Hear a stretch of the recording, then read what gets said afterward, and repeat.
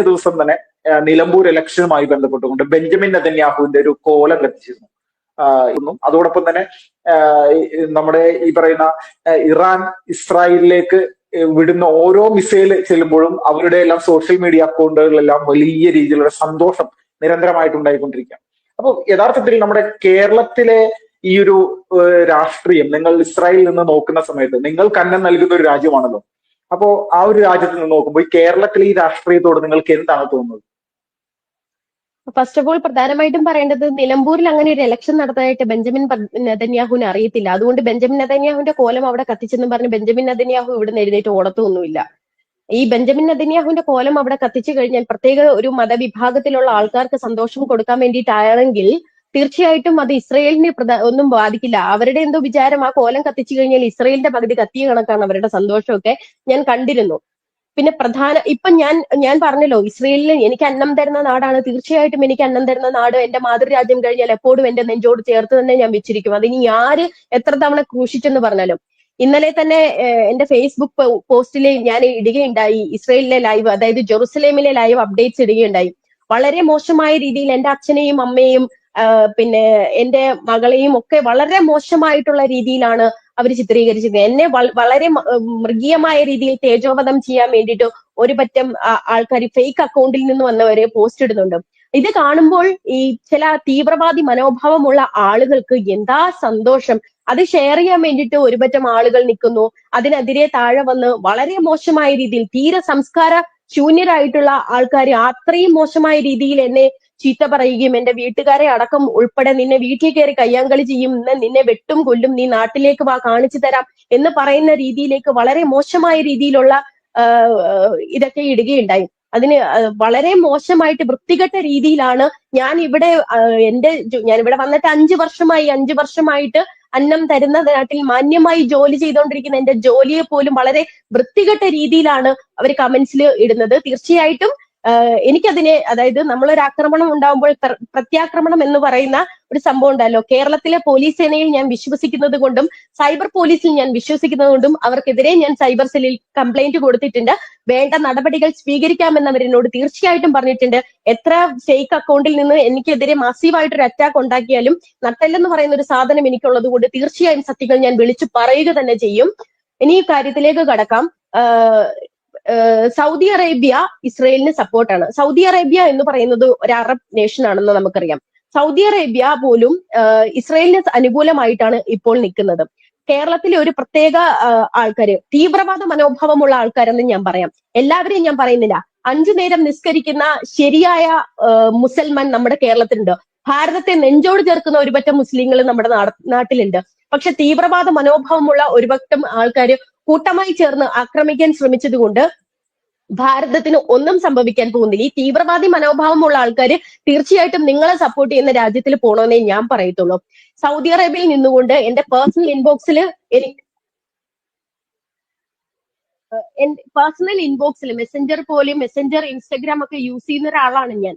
അപ്പോൾ എനിക്ക് എന്റെ ഇൻബോക്സിൽ എനിക്ക് സൗദി അറേബ്യയിൽ നിന്നും നമ്മുടെ നാട്ടിൽ നിന്നും UAE പോലെയുള്ള മിഡിൽ ഈസ്റ്റിൽ വർക്ക് ചെയ്യുന്ന ഒരുപാട് മുസ്ലിം സഹോദരങ്ങൾ എനിക്ക് സപ്പോർട്ടായിട്ട് വന്നിട്ട് എന്നോട് പറയുന്നുണ്ട്, തീവ്രവാദം ഒരിക്കലും നമ്മൾ വെച്ച് പൊറപ്പിക്കത്തില്ല. ഈ ഭാരതം എന്ന് പറയുന്നത് ഭാരതം ഇന്ത്യയുടെയും മുസ്ലിമിന്റെയും ക്രിസ്ത്യാനിയുടെയും ഭാരതമാണ്. ഇപ്പൊ എന്റെ വീടിനടുത്ത് കുറെ മുസ്ലിം കടകളുണ്ട്. ഞങ്ങൾ ഇന്നും പോയിട്ട് അവിടുന്നാണ് സാധനങ്ങൾ മേടിക്കുന്നത്. അവിടുത്തെ ആ കച്ചവടം ചെയ്യുന്നത് ഹിന്ദുവെന്നോ മുസ്ലിമെന്നോ ക്രിസ്ത്യാനിയെന്നോ വിവേചനമില്ലാതെയാണ്. നമ്മൾ ഹിന്ദുവെന്നോ മുസ്ലിമെന്നോ ക്രിസ്ത്യാനിയെന്നോ വിവേചനമില്ലാതെ തന്നെയാണ് പോയിട്ട് അവിടുന്ന് സാധനങ്ങൾ വാങ്ങിക്കുന്നത്. നമുക്കിപ്പോ ഒരു ഹോട്ടൽ ഭക്ഷണം കഴിക്കണമെന്ന് ആഗ്രഹം വന്നു കഴിഞ്ഞാൽ എന്റെ വീട് കുറ്റിവട്ടത്താണ്. കുറ്റിവട്ടത്ത് തൊട്ടടുത്തുള്ള കടയിൽ പോയിട്ട് എന്റെ ആങ്ങളയുടെ കൂടെ പഠിച്ച ഒരു ഇക്കായുണ്ട്. ഇക്കാടെ കടയിൽ പോയിട്ടാണ് ഭക്ഷണം വാങ്ങിക്കുന്നത്. അവിടെ അവർ കച്ചവടം ചെയ്യുന്നത് ഹിന്ദുവെന്നോ മുസ്ലിമെന്നോ ക്രിസ്ത്യാനിയെന്നോ പറഞ്ഞിട്ടില്ല. അവിടെ ഒരു ബോർഡ് വന്നിട്ടില്ല, ഇവിടെ മുസ്ലിം മതവിഭാഗങ്ങൾക്ക് മാത്രമേ ഫുഡ് കൊടുക്കപ്പെടുത്തുള്ളൂ, അല്ലെങ്കിൽ അവർക്ക് മാത്രമേ കച്ചവടം ചെയ്യൂ എന്ന് അവർ പറഞ്ഞിട്ടില്ല. നമ്മൾ പോകുന്നു, സാധനം വാങ്ങിക്കുന്നു, നമ്മൾ കഴിക്കുന്നു. എന്റെ നാട്ടിലൊന്നും, ഇപ്പം ഞാൻ താമസിക്കുന്ന കുറ്റിവട്ടം എന്ന് പറഞ്ഞ സ്ഥലത്താണ്, അവിടെയൊന്നും ഹിന്ദുവെന്നോ ക്രിസ്ത്യാനിയെന്നോ മുസ്ലിമെന്നോ വിവേചനം ഞാൻ കണ്ടിട്ടില്ല. ഈ സോഷ്യൽ മീഡിയ പ്ലാറ്റ്ഫോമിൽ ഇരുന്ന് തീവ്രവാദം വിളമ്പുന്ന കുറച്ച് ആൾക്കാരുണ്ട്.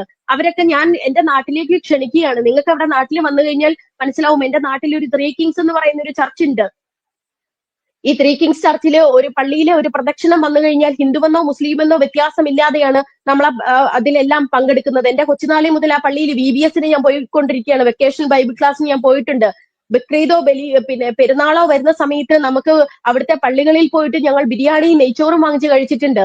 അമ്പലത്തിൽ ഒരു ഉത്സവം വന്നു കഴിഞ്ഞാൽ സദ്യ നമ്മൾ വിളമ്പുമ്പോൾ നമ്മളോട് സ്നേഹമുള്ള സഹോദരരായിട്ട് നമ്മൾ കാണുന്ന ഒരു പറ്റം മുസ്ലിങ്ങളെന്നോ ക്രിസ്ത്യാനിയെന്നോ വിവേചനമില്ലാതെ നമ്മുടെ സദ്യ വിളമ്പാനായിട്ട് അവർ വന്ന് നിൽക്കുന്നുണ്ട്. എന്റെ കൂട്ടുകാരികൾ ഇപ്പോൾ ഞാൻ പഠിച്ചത് തീർച്ചയായിട്ടും ഞാൻ ഒരു മിക്സഡ് സ്കൂളിലും കോളേജിലും ഒക്കെയാണ് പഠിച്ചത്.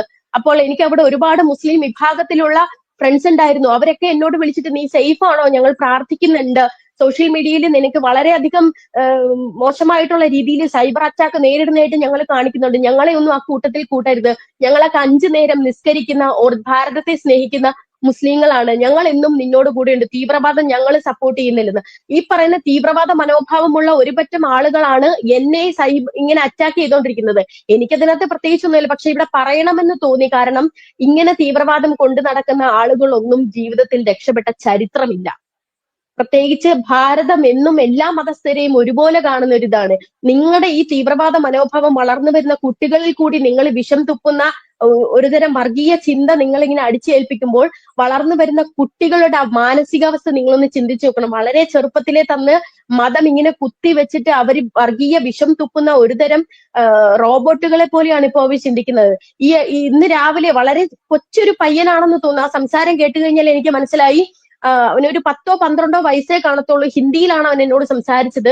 നിങ്ങൾ ഇസ്രായേലിനെയാണോ, മുസ്ലിം വംശജനാണ്, നിങ്ങൾ ഇസ്രായേലിനെയാണോ സപ്പോർട്ട് ചെയ്യുന്നത് അതോ ഇറാനെയാണോ സപ്പോർട്ട് ചെയ്തത്, ഞാൻ നിങ്ങളുടെ വീഡിയോ കണ്ടിരുന്നു, എനിക്കിപ്പോൾ മനസ്സിലാകുന്നില്ല എന്ന് പറഞ്ഞിട്ട് എന്നോട് ചോദിച്ചിട്ടുണ്ട്. അതിന് എന്താണ് ഉദ്ദേശിക്കുന്നതെന്ന് എനിക്ക് മനസ്സിലായി, പക്ഷെ സൗണ്ട് കേൾക്കുമ്പോൾ അറിയാം, അല്ലെങ്കിൽ ആരെങ്കിലും ആ കുഞ്ഞിനോട് പറഞ്ഞു പറയിപ്പിച്ചതാണോ എന്ന് പോലും എനിക്കറിയത്തില്ല. 12 13 വയസ്സേ ഉണ്ടാവുള്ളൂ. അപ്പൊ അത്രത്തോളം ജാതീയ വിഷവും അല്ലെങ്കിൽ വർഗീയ വിഷവും കുഞ്ഞുങ്ങളിൽ കുത്തി വെക്കുന്നുണ്ട്. പക്ഷെ ഒരുപാട് നല്ലവരായിട്ടുള്ള ആൾക്കാർ സൗദി അറേബ്യയിൽ ഇരുന്ന് മിഡിൽ ഈസ്റ്റിൽ ഇരുന്നുകൊണ്ടും, സഹോദരി ഞങ്ങൾ എപ്പോഴും ഭാരതം ഞങ്ങൾക്ക് ഞങ്ങളുടെ പെറ്റമ്മ രാജ്യമാണ്, മാതൃരാജ്യമാണ്, ആ ഭാരതത്തെ എപ്പോഴും ചേർത്ത് നിർത്തുന്ന ഇസ്രയേലിനെ ഞങ്ങൾ സപ്പോർട്ട് ചെയ്യുന്നുണ്ട്. തീവ്രവാദം ഒരിക്കലും ഞങ്ങൾ സപ്പോർട്ട് ചെയ്യുന്നില്ല. സഹോദരിയുടെ നേരെ വലിയ രീതിയിലുള്ള അറ്റാക്കുകളൊക്കെ വരുന്നുള്ളതായിട്ട് ഞങ്ങൾക്കറിയാം, പക്ഷെ ഞങ്ങളെ ആ കൂട്ടത്തിൽ കൂട്ടണ്ട, ഞങ്ങൾക്ക് ആ തീവ്രവാദി മനോഭാവമില്ല. ഭാരതീയർ എല്ലാവരും ഒന്നാവണമെന്ന് പറഞ്ഞ് കുറെ മെസ്സേജ് വന്നപ്പോൾ സത്യത്തിൽ എന്റെ മനസ്സ് നിറഞ്ഞുപോയി. ഈ തീവ്രവാദ മനോഭാവം നിങ്ങളിൽ നിന്ന് എന്നില്ലാതാവും, നന്നേ നിങ്ങളൊക്കെ നന്നാവും. ഇപ്പൊ ഏറ്റവും പ്രധാനപ്പെട്ട ഒരു കോമഡി എന്ന് പറഞ്ഞാൽ കഴിഞ്ഞ ദിവസം മറ്റൊരു സംഭവം ഉണ്ടായിരുന്നു. ന്യൂഡൽഹി, നമ്മുടെ രാജ്യ തലസ്ഥാനത്ത് ഒരു വലിയൊരു പ്രതിഷേധം നടത്തുന്നു. CPM ആയിരുന്നു ഈ ഒരു പ്രതിഷേധത്തിന് നേതൃത്വം നൽകിയത്. ഇവിടുത്തെ രാജ്യത്തെ പല ഇടതുപക്ഷ സംഘടനകളും ഈ ഒരു പ്രതിഷേധത്തിന്റെ ഭാഗമായിട്ടുണ്ടായിരുന്നു. വിഷയം ഒന്ന് മാത്രമാണ്, ഇറാന്റെ അതിർത്തി കടന്നുകൊണ്ട് ഇസ്രായേൽ നടത്തുന്ന ഈ ഒരു ആക്രമണം. ഈ ആക്രമണത്തിനെതിരെ രാജ്യത്തെ ഇടതുപക്ഷം സംഘടിതമായിട്ട് പ്രതിഷേധിക്കുകയാണ്. ഇന്ത്യ